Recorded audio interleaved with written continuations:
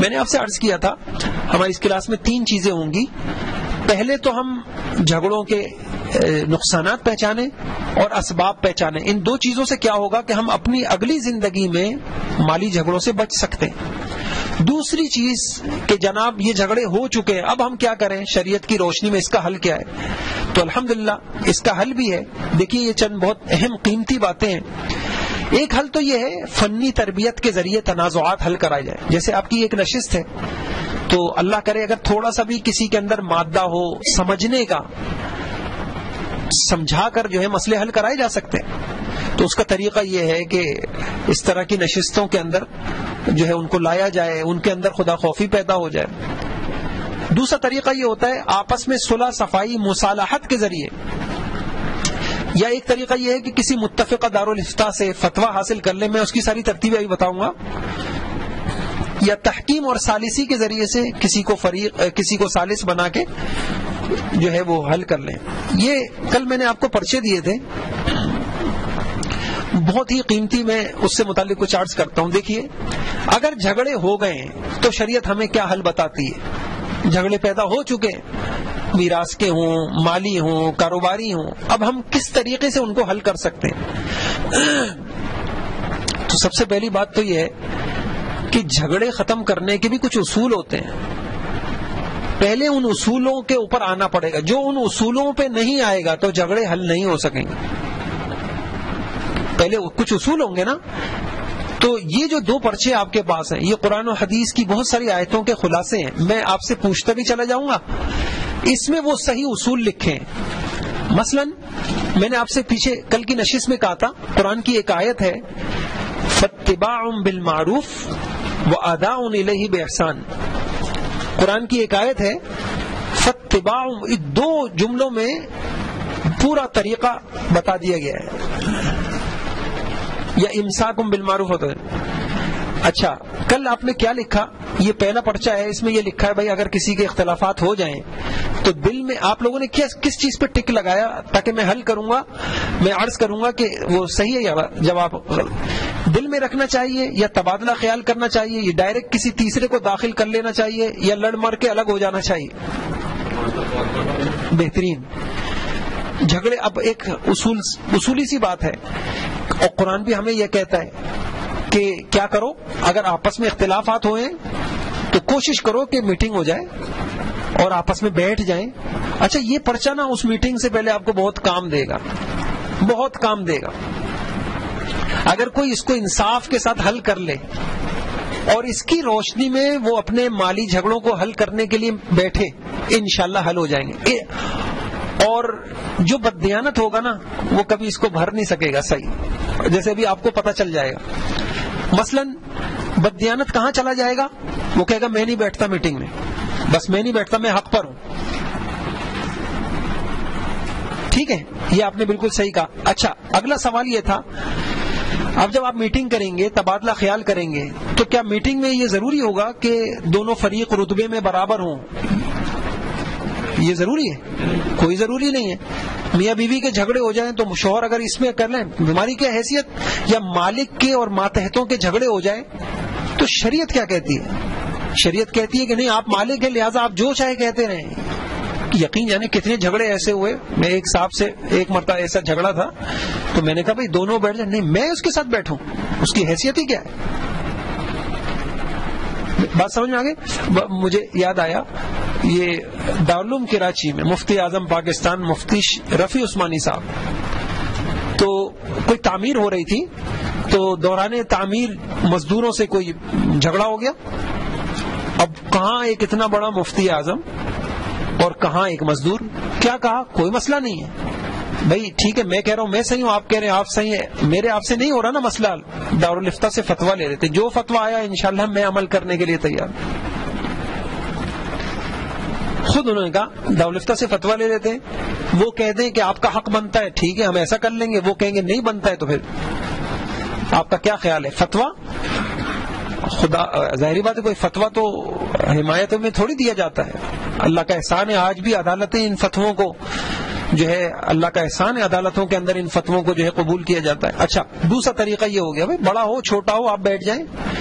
آگے تیسرا سوال کیا ہے دونوں فریقوں میں سے کوئی ایک فریق تبادلہ خیال پہ آمادہ نہیں، حالانکہ تبادلہ خیال اور میٹنگ کا یہ پہلا موقع ہے، تو آپ کا کیا خیال ہے؟ یہ کہنا صحیح ہوگا کہ یہ فریق مسئلہ حل نہیں کرنا چاہتا، یا کہنا صحیح نہیں ہوگا؟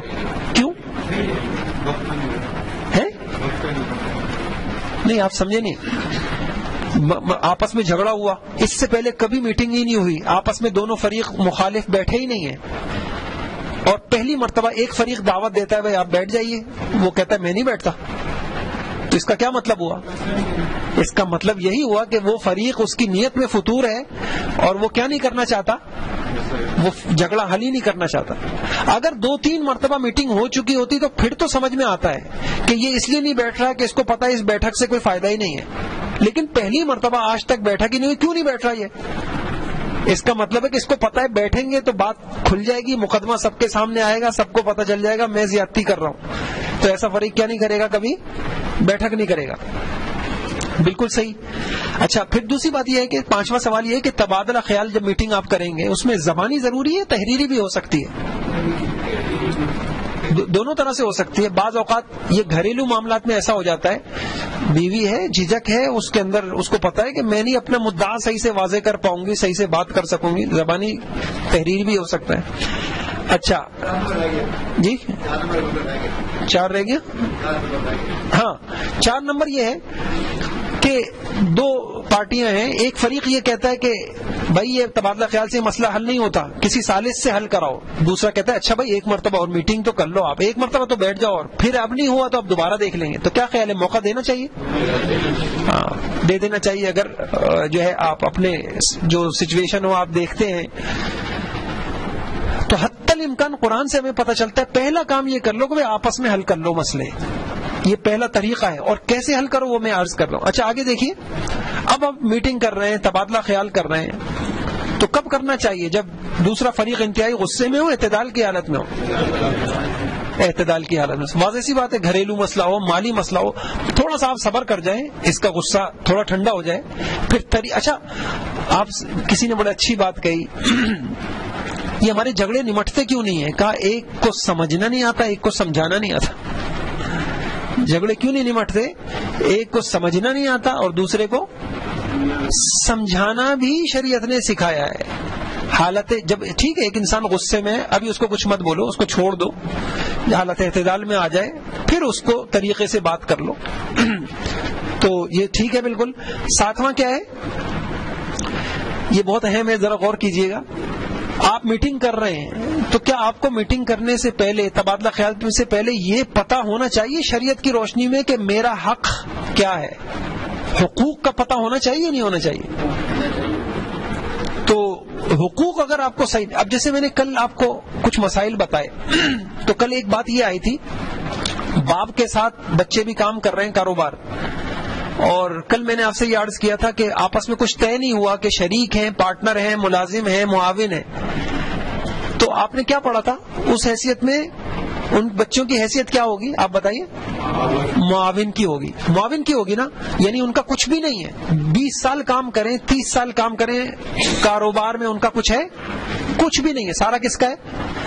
اب مثال کے طور پہ ذرا غور کیجئے گا، اب ایک بچہ دوسرے بھائی سے لڑ رہا ہے کہ نہیں میں نے محنت کی، یہ میرا ہے، تو وہ اپنے ذہن سے اس نے اپنا حق متعین کیا ہے نا، یہ شریعت کی روشنی میں اپنا حق متعین کیا ہے، اپنے ذہن سے کیا ہے۔ انصاف ہوگا تو سب سے پہلے آپ شریعت کی روشنی میں یہ پوچھ تو لیجئے میں جس چیز کا مطالبہ کر رہا ہوں وہ میرا حق بھی ہے یا نہیں ہے؟ تو حقوق کا پتہ ہونا، صحیح بالکل واضح ہونا، کلیئر ہونا، پھر بیٹھک مفید ہوگی۔ اگر آپ کو حق کا ہی نہیں پتا میرا کیا حق ہے سامنے، آپ یقین جانیں آج بڑے بڑے کاروبار چل رہے ہیں، کسی کو کسی کے حق کا تھوڑی پتا۔ شراکت کے مسائل، پارٹنرشپ ہے، کیا کسی کو پتا ہے کہ پارٹنرشپ میں ایک شریک کے دوسرے کے اوپر کیا حق ہوتے؟ مالکان ہے، میں نے الحمدللہ سالوں ہو گئے محنت کر رہا تھا، اب بالکل آخری مرحلے میں یہ کتاب تیار ہے جس میں کاروبار کرتے وقت جس کے جو حق بنتے ہیں ان حقوں کو جمع کر دیا۔ آپ کوئی چیز خریدتے ہیں تو خریدار کے آپ کے اوپر کیا حق ہیں, آپ بیچتے ہیں فروخت کنندہ کے کیا ہیں, آپ کے ماتحت کچھ لوگ کام کر رہے ہیں, آپ کو پتہ ہے ان کے حق کیا ہیں, آپ کسی کے ماتحت کام کر رہے ہیں تو مالکان کے آپ کے اوپر کیا حق ہے, آپ جس مارکیٹ میں بیٹھے ہوئے ہیں پڑوسی بھی آپ کے ساتھ کام کر رہے ہیں, ان کے کیا حق ہیں, اور جس وقت آپ کاروبار کر رہے ہیں تو صرف آپ کاروباری نہیں ہیں, اس وقت آپ کسی کے باپ بھی ہیں, کسی کے شوہر بھی ہیں, تو آپ کی اولاد کے آپ کے اوپر کیا حق ہے, آپ کے ماں باپ کے آپ کے اوپر کیا حق, آپ مسلمان بھی ہیں, اسلام کے آپ کے اوپر کیا حق ہے, واللہ ہمیں کچھ نہیں پتا. اسی زندگی میں آپ یقین جانیں پورا دین کا خلاصہ دو باتیں ہیں, اللہ کو پہچانو, اس کے حق ادا کرو, اللہ کی مخلوق کو پہچانو, اس کے حق ادا کرو, ختم بات. پورے دین کا خلاصہ یہی ہے. اور آج ہم چونکہ ہمارے سامنے آخرت نہیں ہے, ہمیں پتہ ہی نہیں. ہمارے آخری عجیب بات بتاؤں, اس میں آخر میں ہم نے یہ بھی کہا آپ کے نفس کے, آپ کی ذات کے آپ کے اوپر کیا حق ہے, ہمیں یہ بھی نہیں پتا. ہم اس طرح کماتے ہیں کہ اپنے آپ کو بیمار کر لیتے ہیں, ہم اس طرح کماتے ہیں کہ ہمیں اپنے جسم کی راحت کا خیال نہیں ہوتا. یہ جسم ہمارا نہیں ہے, امانت ہے. اللہ کہتے ہیں کہ تمہاری ذات کے بھی تمہارے اوپر حق ہیں. تو انشاءاللہ کبھی موقع ہوا تو ایک نشست میں تو نہیں ہوگا تو بھرپور, لیکن پورا ایک اخلاقی تعلیمات ہمارے سامنے آ جائیں گی. یہ بہترین ہو گیا, حق کا پتہ ہونا بہت ضروری ہے. سوال نمبر 8 دیکھیے گا. تبادلہ خیال کرتے وقت فریقین کو ایک دوسرے سے صرف حقوق کا مطالبہ کرنا چاہیے یا ان چیزوں کا بھی مطالبے کا حق ہوگا انسان کو جو احسان, بھائی احسان کے زمرے میں آتی, احسان کا مطالبہ ہو سکتا ہے. مثال کے طور پر جب آپ نے ایک چیز, مثلا یہ موبائل ہے جو ہے آپ نے مجھے بیچ دیا, اب میں نے خرید لیا, خریدنے کے بعد مجھے احساس ہوا کہ یار یہ صحیح نہیں ہے, مجھے خسارہ ہو گیا یا نقصان ہو گیا, میں آپ کے پاس آتا ہوں, بھائی واپس کرو, تو کیا یہ میرا حق ہے؟ یہ آپ کا احسان ہے کہ آپ واپس مجھے نادم دیکھ کر آپ اپنی آخرت کا اجر دیکھ کے واپس کر لیں, لیکن میں زبردستی تو آپ پہ نہیں کر سکتا نا. اسی طرح ہماری زندگی میں بہت ساری چیزیں نا احسان کے زمرے میں ہوتی ہیں, ہمیں حقوق اور احسان کے اندر فرق نہیں پتا ہوتا, تو ہم مطالبہ کس چیز کا کر رہے ہوتے, کیا ہو گیا اگر میں چھوٹا بھائی تو ہوں, کیا ہوا اگر ایسا کر لیا تو کیا ہوا. تو بھائی حق ہے, آپ کا شرعن حق نہیں بنتا, جس چیز کا حق نہیں بنتا تو مطالبہ صرف حقوق کا ہوگا. احسان کے زمرے میں گھریلو جھگڑے میں کتنی باتیں ہمارے سامنے ایسی آئیں کہ بیوی کا مطالبہ ہے گھمانے نہیں لے جاتا, فلاں جگہ نہیں لے جاتا, تو بہت ساری ایسی چیزیں جو حق میں ہی نہیں آتی. نوی چیز یہ ہے, اچھا حقوق کے متعلقے بعد اگر فریق مخالف حق دینے پر رضامند ہو گیا, اب آپ کی میٹنگ میں کیا پچھلی خامیاں بیان کرنی چاہیے؟ یہ بڑا پیارا اصول ہے. یعنی آپ دیکھیے, مقصد خامی کمی کسی کو رسوا کرنا, کسی کو ذلیل کرنا, اس کی پچھلی باتوں کو نکالنا یہ نہیں ہے. مقصد یہ مسئلہ حل کرنا ہے. اور عجیب بات بتاؤں, جو لوگ مسئلہ حل کرنے والے ہوتے ہیں نا وہ گھڑے مردے نہیں نکالتے. ایک جگہ میں بیٹھا تھا, میاں بیوی کا کہیں جھگڑا تھا, ایک بڑے اللہ والے ماشاءاللہ اس کو حل کر رہے تھے. اب بالکل جب انہوں نے شروع کرنے لگے نا نشست کو, ادھر لڑکی والے بھی ادھر لڑکے والے بھی, اب بالکل جیسے وہ تیار بیٹھے ہوئے تھے کہ اس نے یوں کیا, جیسے ہی تھے انہوں نے اسے خاموش کرا. انہوں نے کہا بھائی اگلی زندگی بنانے آئے ہو تو پھر آگے کی چیزیں سوچو, یہ پیچھے کی پھر یہ گھڑے مردے نکالنے کی ضرورت نہیں. اور اگر آپ وہ کرتے ہیں تو پھر یہ تو ماشاءاللہ مسئلہ اس طرح نمٹ گیا. تو ایک اہم بات یہ ہے, ہاں کچھ خامیاں تو آپ کو بتانی پڑیں گی نا, بھائی دیکھیے آپ کی اس معاملے کی وجہ سے یہ مالی پریشانیاں آتی, اگر آپ یوں نہ کریں ٹھیک ہے ان کو تو. اچھا یہ حضور کی سیرت سے بھی ہمیں ملتا ہے کہ اگر کسی کی آپ کو اصلاح کرنی ہے یا تنقید کرنی ہے تو صرف اس کی خامیاں, جو ضروری خامیاں ہیں وہ تو بتائی جائیں گی نا, اس کے بغیر مسئلہ کیسے حل ہوگا جہاں آپ کو پرابلم ہو رہی ہے یا مسائل پیش آ رہے ہیں. یہ تو اچھا کون سا سوال ہے؟ 10واں یہ ہے کہ تبادلہ خیال کے وقت اگر خامیاں بیان کرنا ناگزیر ہو تو ایک دوسرے کی صرف خامیاں بیان کرنی چاہیے یا خوبیاں بھی سامنے رکھنی چاہیے؟ بھائی ماشاءاللہ آپ دیکھیے میں آپ کے ساتھ کاروبار کرتا رہا, اللہ کا احسان ہے, دیکھیں آپ نے فلاں موقع پہ احسان کیا, دیکھیں فلاں موقع پہ میں پریشان ہو گیا تو اللہ کا احسان, دیکھیں کتنا اچھا طریقہ ہے. لیکن دیکھیں اب کچھ مسائل اس طریقے کے پیدا ہونے لگ گئے ہیں اور چند باتیں ہیں, اب وہ اگر ہم مل بیٹھ کے حل کر لیں تو حل ہو جائے. تو اب کیا ہے, ایک یہ کہ پیچھے کی ساری زندگی کے احسانات پہ پانی پھیر دیا, جب سے مسئلہ 99 خوبیوں پہ پانی پھیر دیا, ایک پریشانی کا رونا شروع کر دیا, تو تبادلہ خیال صحیح نہیں ہو. یہ سمجھ میں آ گیا؟ آگے دیکھیے آگے کیا ہے, یہی ہے نا؟ یا اگر اس کی کچھ خوبیاں وہ بھی کرنی چاہیے، ایک دوسرے کے تمام عیوب ظاہر کرنے چاہیے، جو کمیاں آپ کے لیے پریشانی اور مسئلہ بن رہی ہیں صرف ان کو بنائیں۔ 11واں دیکھیے، تبادلہ خمیے میں جو کمیاں جائز مطالبات بہت غور سے سنیے گا سامنے آئیں، انہیں کھلے دل سے تسلیم کرتے ہوئے کہہ دینا چاہیے کہ آئندہ شکایت کا موقع نہیں ہوگا، انشاءاللہ حقوق میں کوتاہی نہیں ہوگی، یا بغیر کسی وجہ سے نہیں ماننا چاہیے۔ ایک بات میں آپ سے عرض کروں، جو حضور نے فرمایا الکبر بطر الحق وغمت الناس، تکبر کی ایک علامت یہ ہے کہ تکبر والا کبھی اپنی خامی برداشت نہیں سنے گا، نہیں اپنے اوپر تنقید برداشت نہیں کرے گا، تو ظاہری بات ہے پھر مشکل ہو جائے۔ وہی میں نے آپ سے کہا، ناک جن کی اونچی ہوگی ان کے ساتھ مسئلوں کو حل کرنا بڑا مشکل ہو جائے گا۔ جن کے اندر ٹھیک ہے جی آپ نے بتا دیا، میں آئندہ انشاءاللہ اس کا خیال کروں گا، آپ نے جو ہے نا اتنا ضمیر انسان کا مرا نہ ہو، انسان جو ہے حق بات کو ضرور قبول کر لیا کرے، بڑے بڑے مسئلے حل ہو سکتے ہیں۔ اور میں آپ کو ایک عجیب بات بتاؤں، قرآن کی 2 آیتیں تھیں، اللہ اکبر، اللہ چونکہ خالق ہے نا، ان کو تو سب پتا ہے ہماری کمیوں کا، تو انصاف سے پوری عدلیہ کا نظام ان 2 آیتوں پہ صحیح ہو سکتا۔ کیا کہا؟ یا ایھا الذین آمنوا کونوا قوامین بالقسط شہداء للہ ولو علی انفسکم او الوالدین والاقربین ان یکن غنیا او فقیرا فاللہ اولی بہما فلا تتبعوا الہوی ان تعدلوا۔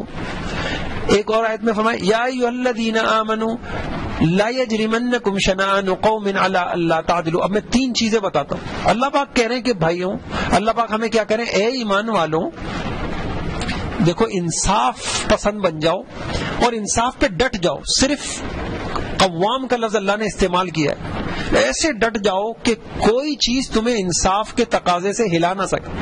آگے 3 چیزیں بتائیں جن کی بنا پر عموماً انسان انصاف نہیں کرتا۔ پہلی بات کیا کہی؟ وَلَوْ عَلَىٰ أَنفُسِكُمْ، اگرچہ جو بات کہی جا رہی ہے تمہارے ذاتی مفاد کے خلاف ہو، تو پتہ چلا کیا ہوتا ہے کہ انسان جو چیز مفاد میں ہو اس کو تو قبول کرتا ہے، جو مفاد میں نہیں ہو یہ ناانصافی ہے۔ دوسری چیز انسان کے تعلقات۔ آپ دیکھیں نا، میں اکثر یہ کہتا ہوں، یہ کیا وجہ ہے؟ میاں بیوی کی لڑائی ہوگی، لڑکی والے ہمیشہ یہ کہیں گے ہماری لڑکی صحیح ہے، تمہارا لڑکا غلط، لڑکے والے ہمیشہ کہیں گے تو ہمارا لڑکا صحیح ہے، ساری غلطیاں کس میں؟ بس کبھی بھی جھگڑے نہیں ہوں گے جب انسانیت یہاں تک پہنچ جائے کہ کسی ایک کے اندر بھی انصاف پسندی نہ ہو۔ ساس ہمیشہ یہ کہ میری بیٹی صحیح، میری بہو غلط۔ اللہ کیا کہہ رہے ہیں؟ ارے تمہارے والدین بھی تمہارے سامنے ہوں، تم نے اب والدین کو نہیں دیکھنا، تمہیں انصاف کے تقاضے پورے کرنے۔ اگر ایک اچھے انسان بننا چاہتے، والدین، جس رب نے والدین کے قدموں میں جنت رکھ دی، یہاں والدین کو پتا چلا کہ اگر والدین مخالف ہو تو گواہ دو۔ اور تیسری چیز کہی کہ اگر تمہارا دشمن بھی ہے، لا یجرمنکم شنآن قوم علی، دشمن کے ساتھ بھی تمہیں انصاف کرنا۔ یہ میری پارٹی کا نہیں، یہ میری جماعت کا نہیں، یہ میری زبان کا نہیں، یہ میرے خاندان کا نہیں، لہذا مجھے ان کا ساتھ دینا ہے۔ اللہ کہہ رہے ہیں نہ اپنا ساتھ دو، نہ اپنے والدین کا تعلق والوں کا ساتھ دو، انصاف پسند بن جاؤ۔ تو دیکھیے جب آ جائے نا انسان، مالی معاملات ہو اور کوئی معاملہ ہو، انسان کو تسلیم کر لینا چاہیے۔ اللہ ہمیں اس کی توفیق دے دے۔ اس کے لیے بہت بڑا تقوی چاہیے ہوتا ہے، یہ اتنا کھیل نہیں ہے۔ اس لیے قرآن کیا کہتا ہے؟ اعدلوا هو اقرب للتقوی، انصاف کرو، یہ بہت بڑے تقوی والی بات ہے۔ اس کے لیے بہت خوف خدا، تقوی، پھر انسان کہے کہ نہیں بھائی ایسا۔ اچھا آگے دیکھیے گا، نمبر کیا ہے؟ ابھی 11 پڑھ رہا تھا نا میں۔ ہاں، تسلیم کر لیں بغیر کسی معقول وجہ سے، مجھے یا معقول وجہ بتا دینی چاہیے، بھائی ٹھیک ہے آپ نے صحیح مجھے توجہ دلائی ہے، بس تھوڑا سا وجہ یہ ہے کہ میں یہ جو میری وجہ سے آپ کو تکلیف ہو رہی ہے اس کی یہ وجہ بن رہی ہے، میں انشاءاللہ کوشش کروں۔ نمبر 12 دیکھیے، مسائل حل ہونے کا طریقہ۔ مسائل کی وجہ سامنے آ گئی، مثال کے طور پر ایک مرتبہ بیٹھک ہو گئی، آپ کو سامنے والے فریق نے بتا دیا بھائی آپ کے ان باتوں کی وجہ سے سارے مسئلے کھڑے ہو رہے ہیں، تو ایک اچھا انسان وہ ہے کہ آئندہ زندگی میں وہ محتاط ہو جانا چاہیے اس کو، بس یہ لاپرواہ آئندہ زندگی میں، اچھا میں جس چیز کو بہت ہلکا لے رہا تھا اس کی وجہ سے تو اتنے بڑے بڑے مسئلے کھڑے ہو گئے، دلوں میں دوریاں پیدا ہو گئیں، تو اب مجھے انشاءاللہ اس کی کیا کرنی ہے؟ احتیاط کرنی چاہیے۔ پھر بسا اوقات کیا ہوتا ہے، ایک انسان احتیاط کر رہا ہے پھر بھی غفلت، بعض ہوتے ہیں نا غفلت میں دوبارہ دیکھا کہ یار آپس میں کھچاؤ کی فضا بننے لگ گئی، تو انسان کو فوراً وجہ جاننے کی کوشش کرنی چاہیے نہیں کرنی چاہیے فوراً کہ بھئی اب کیا وجہ ہو گئی، یہ دوبارہ ہمارے الجھاؤ پیدا ہو رہا ہے، اور پھر معافی تلافی کرنی چاہیے۔ اچھا دیکھیے گا، بہت غور سے سنیے گا، جھگڑے کھڑے ہو گئے تو قرآن و حدیث سے 3 حل پتہ چلتے ہیں۔ پہلا حل کیا ہو گیا بتائیے؟ بیٹھک۔ پہلا حل کیا ہوا؟ تبادلہ خیال، میٹنگ۔ لیکن ہماری میٹنگیں ناکام کیوں ہوتی ہیں؟ وہی بات ہے، انصاف نہ کرنا چاہتے ہیں نہ انصاف دینا چاہتے ہیں، تو اور طریقہ کار غلط ہوتا ہے۔ وہی بات ہے، ایک کو سمجھنا نہیں آتا، ایک کو سمجھانا نہیں آتا، اور جو ہے ایک بات تو ایک طریقہ تو یہ ہو گیا۔ اب دوسرا طریقہ کیا ہے؟ آپ نے بیٹھا کے کر کے دیکھ لی، ایک مرتبہ بٹھا لیا، سمجھا دیا، مسئلہ دوبارہ وہی، تو اب کیا کرنا چاہیے جی؟ ثالث۔ تو اب ذرا غور کیجئے گا، یہ اگلا صفحہ دیکھیے گا، بہت اہم باتیں عرض کروں گا، بہت ساری آیتیں۔ یہ جو سوال نمبر 2 ہے، ثالث کس معاملات میں ہونا چاہیے؟ صرف وہاں ہونا چاہیے جہاں آپ کو پتا ہو کہ میرے حق میں فیصلہ ملے گا، اور جہاں پتا ہو کہ ثالث کسی اور میرے حق میں فیصلہ نہیں کرے گا، میرا کیس کمزور ہے، تو وہاں ثالث نہیں بنانا چاہیے۔ کیا کرنا چاہیے بتائیے؟ بنانا چاہیے نا، قرآن کی آیت ہے۔ منافقوں کی خصلت بتائی، وَإِن يَكُن لَّهُمُ الْحَقُّ يَأْتُوا إِلَيْهِ مُذْعِنِينَ، یہ بڑے منافق جب ان کا اپنا حق بنتا اور پتا ہو کہ فیصلہ ان کے حق میں ہوگا تو دوڑے دوڑے حضور کے پاس آتے ہیں، یا رسول اللہ فیصلہ، جیسے ہمارا حال ہے۔ کئی فریقوں کو دیکھا گیا، فتویٰ لے لو، اور وہی فریق جب پتا ہے کہ فتویٰ میرے خلاف آئے گا، فتویٰ، بھائی فتویٰ کیوں لے لو، میں حق پر ہوں، کیوں لے لو فتویٰ، میں حق پر ہوں بس۔ وہاں وہ تیار ہی نہیں ہے، آمادہ نہیں ہے فتویٰ لینے میں۔ بھائی کیوں نہیں لے رہے تم فتویٰ تو کسی پہ ظلم نہیں کرتا نا، فتویٰ تو شریعت ہے، شریعت تو جتنی آپ کی خیر خواہ ہے اتنی شریعت دوسرے کی خیر خواہ ہے، شریعت تو سب کی خیر خواہ ہے، شریعت میں تو نہیں لیں گے۔ تو یہ جو ہمارے ہیں، کبھی بھی جھگڑے ہمارے ختم نہیں ہوں گے کہ جہاں یہ مزاج ہوگا کہ اپنے مطلب کا ہو تو فتویٰ لے لو، اور اپنا پتہ ہو کہ فتویٰ خلاف آئے گا تو پھر نہیں۔ یہ منافقانہ خصلت بتائی گئی ہے۔ سوال نمبر 3 دیکھیے گا، اگر فریق تمام اختلافی معاملات میں یا بعض میں کسی تیسرے کو درمیان ڈال کر مسئلہ حل کرانے پہ آمادہ نہ ہو تو آپ کا یہ کہنا صحیح ہوگا کہ یہ مسئلہ حل ہی نہیں کرنا چاہتا؟ صحیح ہے نہیں؟ اچھا، یہ میں نے آپ سے کہا نا کہ یہ پرچہ، اگر بیٹھک سے پہلے آپ یہ پرچہ حل کریں گے نا تو بڑے مسئلے حل ہو سکتے ہیں۔ بالکل صحیح ہے بھائی، جب آپس میں ہم بیٹھ چکے ہیں 4 مرتبہ، ہمارا مسئلہ حل نہیں ہوا، اب میں تیار ہوں اس بات پر، بھائی جو شریعت کا حکم آ جائے گا انشاءاللہ میں تیار ہوں، اب سامنے والا تیار نہیں یا کسی کو ثالث بنانے پہ تیار نہیں ہے، تو اس کا مطلب کیا ہوا؟ وہی بات، بددیانتی، ظلم، ناانصافی، وہ حق دینا ہی نہیں چاہتا۔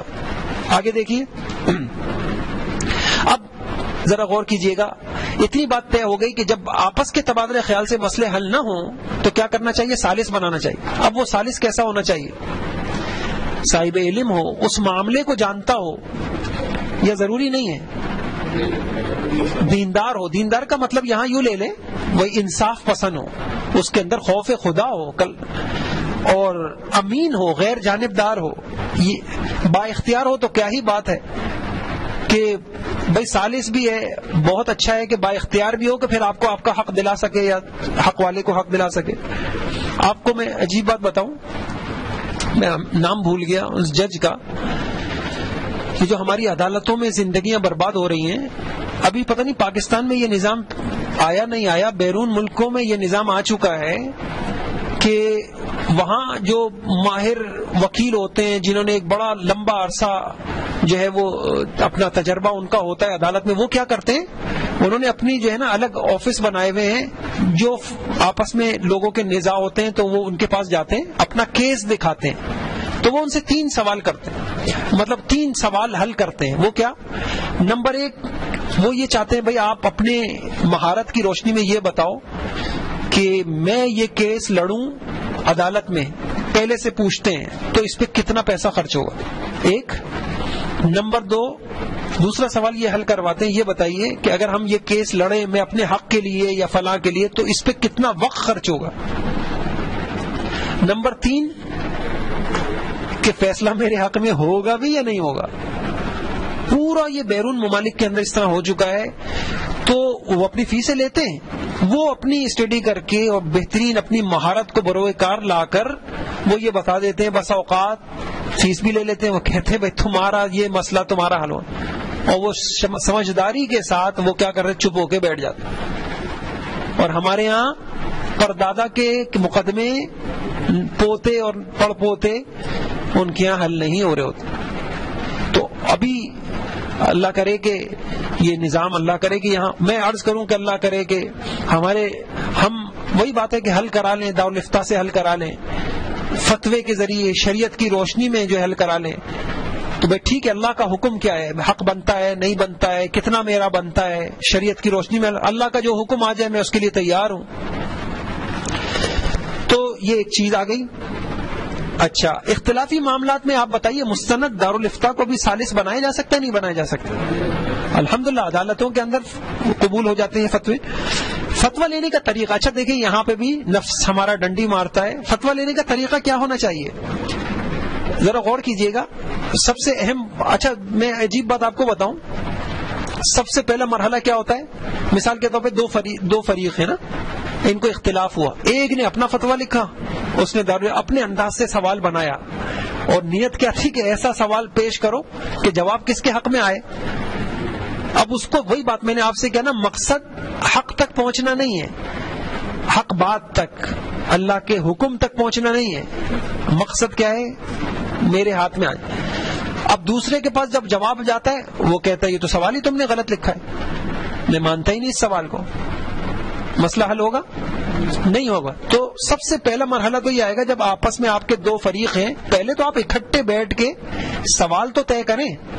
ابھی بھی ایک جگہ اس طرح ہوا تو میں نے کہا بھائی پہلا کام یہ کریں، آپ 2 نہیں 3 نہیں، آپ جتنے آپس میں آپ کا وہ ہے، آپ اکٹھے بیٹھ کے کیا کریں، سوال بنائیں، سب اس پہ دستخط کر دیں کہ ہم جی یہ جو چیز جس طرح پوچھی جا رہی ہے ہم متفق ہیں، یہ جو صورت بتائی جا رہی ہے واقعی ایسا ہی ہوا ہے، واقعی ایسا ہی ہوا ہے، پہلے سوال پہ تو متفق ہوں۔ اب کیا ہوتا ہے کہ بس وہ ہو گیا، 1 مہینے کے بعد جواب آیا، وہ یہ کہتا ہے کہ یہ تو سوال ہی غلط لکھا ہے آپ۔ تو پہلا طریقہ یہ ہونا چاہیے کہ سوال پہ اتفاقی طور پہ سوال بنا لیں۔ آگے دیکھیں، ایک اور جو ہمارے یہاں کمیاں ہوتی ہیں وہ کیا ہوتی ہے کہ مختلف دارالفتاؤں میں فتویٰ بھیج دیتے۔ یہی وجہ ہے کہ ہمارے جو دارالفتہ ہیں جب ان کو تجربہ ہوا وہ فوٹو اسٹیٹ فتوے کی نہیں لیتے، وہیں واپس کر دیتے۔ اس کا مطلب آپ کہیں اور بھی بھجوا چکے ہیں۔ وہ کیوں مختلف؟ کہ جہاں سے اپنی پسند کا آئے گا تو بھئی بعض اوقات تعبیر میں اختلاف ہو جاتا ہے۔ آپ کہیں گے شریعت کا حکم ایک ہے، تو بھئی عدالت میں بھی تو یہ ہوتا ہے، ایک عدالت کوئی فیصلہ دے دیتی ہے، دوسری عدالت کیا کر دیتی ہے، کوئی اور فیصلہ دے دیتی ہے۔ وہ تطبیق کے اندر تھوڑا سا اختلاف ہو جاتا ہے۔ تو ایک تو یہ نہیں ہونا چاہیے کہ کیا کرے آدمی الگ الگ در، ایک اتفاق سے سوال بناؤ اور کسی ایک جس پہ آپ کو اعتماد ہے آپ وہاں سے فتویٰ لے لیں، ایک ہونا چاہیے۔ اچھا، ثالث اب فتویٰ آ گیا یا ثالث کا فیصلہ آ گیا، آپ کا کیا خیال ہے؟ وہ اپنی مرضی کے موافق ہو یا نہ ہو، قبول کرنا چاہیے یا صرف مرضی کا ہو تو قبول کرنا چاہیے؟ اور ثالث کا فیصلہ مثلا شریعت کا حکم آ گیا تو صرف ظاہری طور پہ مجبوری میں قبول کرنا چاہیے، دل سے بھی راضی ہو جانا چاہیے؟ قرآن میں فلا وربک لا یؤمنون حتی یحکموک فیما شجر بینہم، جب تک تم شریعت کو، اللہ رسول کو اپنے سارے مقدمات اور اختلافات میں فیصل نہیں بناؤ گے، تمہارا ایمان کہاں ہے شریعت کے اوپر؟ تو فتویٰ تو اللہ کا حکم ہوتا ہے، اس کے بعد ٹھیک ہے جی اب میرے مفاد میں ہو میرے خلاف ہو، اللہ کا حکم آ گیا، انشاءاللہ آپ دیکھیں گے نتائج بہت اچھے نکلیں گے۔ نویں بات، جو فریق ثالث کے فیصلے کو قبول نہ کرے تو کیا لوگوں کو کیا کرنا چاہیے؟ حق والے کو حق دلوانا چاہیے یا بیچ میں نہیں پڑنا چاہیے؟ یہ بھی شریعت کی تعلیم ہے کہ وَإِن طَائِفَتَانِ مِنَ الْمُؤْمِنِينَ اقْتَتَلُوا فَأَصْلِحُوا بَيْنَهُمَا، دو گروہ ہیں، دو پارٹیاں ہیں، ان میں آپس میں اختلاف ہو جائے، تمہارا کام یہ ہے کہ تم ان میں صلح کرانے کی کوشش کرو۔ آپ کی مارکیٹ میں ہو گیا ایسا، آگے اللہ پاک کیا کہتے ہیں؟ فَإِن بَغَتْ إِحْدَاهُمَا عَلَى الْأُخْرَى فَقَاتِلُوا الَّتِي تَبْغِي، اور اگر تم دیکھو کہ ایک پارٹی ظلم کر رہی ہے تو پھر تم مظلوم کے ساتھ ہو جاؤ. لا تعلقی ہماری شریعت میں نہیں ہے. بھائی ہم کیوں برے بنے؟ یہ حق ہے دوسرے کا.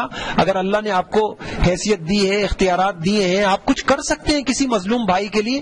اور میں آپ کو عجیب حدیث بتاؤں، حدیث میں آتا ہے کہ اگر کسی مظلوم کا حق مارا جا رہا تھا اور آپ نے اس کا ساتھ نہیں دیا تو عنقریب ایسے حالات پیدا ہو جائیں گے کہ آپ کا حق کوئی اور مار رہا ہوگا اور آپ کا کوئی ساتھ دینے والا نہیں ہوگا. اور آپ ہم مشاہدہ کرتے ہیں ایسے حالات کا. آخری 10ویں بات ہے، اگر تبادلہ خیال سے مسئلہ حل نہ ہو، ثالث سے مسئلہ حل ہو اور معاملات میں ایسے ہوں کہ فریق مخالف سے کنارہ کشی کی جا سکتی ہو تو اچھا دیکھیے 3 طریقے ہو گئے. دیکھیے پہلا طریقہ قرآن ہمیں بتاتا ہے امساکم بالمعروف. آپ اپنے معاملات کو چلائیے اچھی طریقے سے. اچھے طریقے سے جب اختلافات پیدا ہونے لگ جائیں تو آپ آپس میں پہلا کام یہ کریں کہ آپ میٹنگ کریں، بیٹھک کریں. ایک دوسرا، شریعت یہ بتاتی ہے اگر بیٹھک سے آپ کے مسئلے حل نہیں ہوتے تو آپ کیا کام کریں؟ ثالث کو. تیسرا طریقہ جو شریعت بتاتی ہے، یہ دونوں طریقے بھی آپ نے دیکھ لیے، مسئلہ حل نہیں ہوئے تو اب کیا ہو جانا چاہیے؟ احسن انداز سے. اب پھر آپ اکٹھے نہ رہیں تو اچھا ہے. اب آپ اکٹھے رہیں گے تو زندگی بھر پریشان رہیں گے، آپ کی صلاحیتیں غلط لگتی رہیں گی. اب اچھا یہ ہے کہ آپ اپنی صلاحیتوں کو کہاں لگائیں. تو اگر ممکن ہو تو پھر انسان کو حل یہی ہے امساکم بالمعروف. اور میاں بیوی کے معاملات میں بھی شریعت یہ کہتا ہے، اس لیے طلاق کوئی عیب نہیں ہے. شریعت کہتی ہے کہ اچھے انداز سے رہو. جب تم دیکھ لو اب ناممکن ہے، ساری زندگی یہ مصیبت آپس میں جو ہے نا لڑائی رہے گی، جھگڑے رہیں گے اور جو ہے نا زندگی جو ہے نا ایک عذاب بن جائے گی، تو شریعت کہتی ہے اچھے انداز سے جدا ہو جائے. اچھا انداز جدا ہونے کا کیا ہے؟ لا تعلقی کے بعد نا یہ جو ہم ہر مخالفت کو دشمنیاں بنا لیتے ہیں.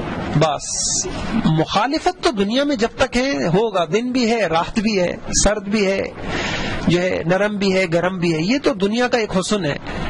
کہتے ہیں کہ جب لوگوں کی شکلیں نہیں ملتی، عقلیں کہاں سے ملیں گی؟ شکلیں ملتی ہیں لوگوں کی، ایک جیسی نہیں ہے تو عقلیں کہاں سے ملیں گی؟ تو ضروری نہیں ہے جو میں سمجھ رہا ہوں سب وہی سمجھیں، جو سب سمجھ رہے ہیں وہی میں سمجھوں، ضروری نہیں ہے. تو جب آخری طریقہ یہ ہوتا ہے کہ آدمی کیا ہو جائے کہ احسن انداز سے جدا ہو جائے اور پھر اپنے کام سے لگے. اور جو ہے نا وہ ہمارے یہاں جو یہ ہوتا ہے نا، بس اب زندگی وقف ہو جاتی ہے اپنے مخالف کو نیچا دکھانے کے لیے، اس کی ٹانگیں کھینچنے کے لیے. تو یہ خود جو ہے نقصان دہ چیز ہے. اللہ ہم سب کو عمل کی توفیق عطا فرما دے. یہ الحمدللہ یہ کلاسیں ہوئیں اور اللہ کرے کہ ہم اپنی عملی زندگی میں اپنے نسلوں کو یہ سبق سکھا دیں کہ انشاءاللہ ایک اچھا انسان مسلمان بن کے زندگی گزارنی ہے. جھگڑوں سے بچنا ہے، اسباب میں نے بتا دیے. جھگڑے پیدا ہو جائیں تو تبادلہ خیال ہے، اس سے نہ ہو تو ثالث ہے، ثالث سے نہ ہو تو احسن انداز سے جدا ہو جانا ہے. شریعت کے یہ حل ہے اور طریقہ کار یہ ہے. اللہ عمل کی توفیق عطا فرما دے. یہ فیڈ بیک آپ کے پاس ہے، اس پہ اپنی کوئی رائے دیتے. ہمیں اس طرح کی نشستوں میں آگے کے لیے انشاءاللہ کوئی اچھی بات مل جائے گی.